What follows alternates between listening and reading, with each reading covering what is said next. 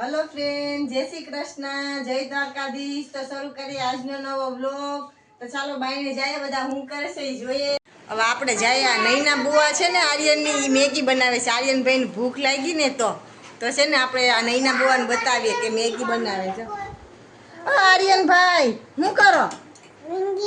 મેંગી ન કહેવાય, મેગી। જો આ નૈના બુઆ મેગી બનાવે છે આર્યનભાઈ માટે। જો આર્યનભાઈ કે તો હાય હાય તો કે હાય મેગી મેગી રે નહીં, આ બધાને કેનું હાય એમ। મેગી ખાવા હાલો એમ તો કે હા હાલો મેગી બની ગઈ છે, હાલો બોલ। બે માસી દીકરી બે વાતું કરે, ફોનમાં ફોટા બતાવે છે કોકના, તો એ બે ને લઈ રહી જાય નહીં લોક માર્યા વગરના।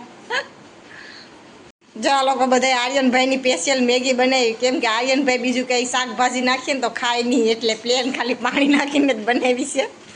જો આર્યનભાઈ મેગી કેવી બનાવી બુઆએ? હે અય મેગી કેવી બનાવી? અય આ ભાઈ એટલી બધી મેગી ભાવે હે? અમારા આર્યનભાઈ હમણાં 2-3 વારથી મેગી ખાય છે ને, કંઈ ખાધી નથી ને, એટલે હવે બુવાનું ફેવરિટ બની ગયું છે।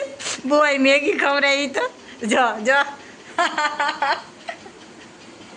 હાલો અમે મેગી ટેસ્ટ કરવા બેસી ગયા છે, તો થોડી ટેસ્ટ કરી લઈએ।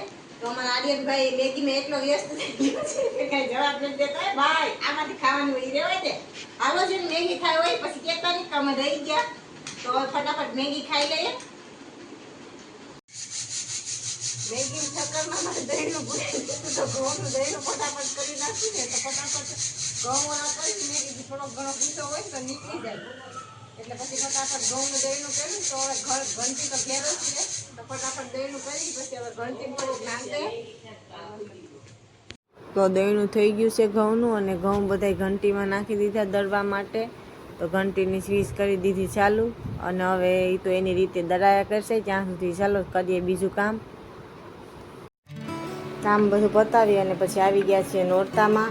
તો થોડુંક દાંડિયા પણ રમી લઈએ, નોરતા કે 9 દિવસ હોય પછી તો કામ જ કરવાનું હોય, તો પછી ફટાફટ રમી લીધા ગરબા થોડીક વાર।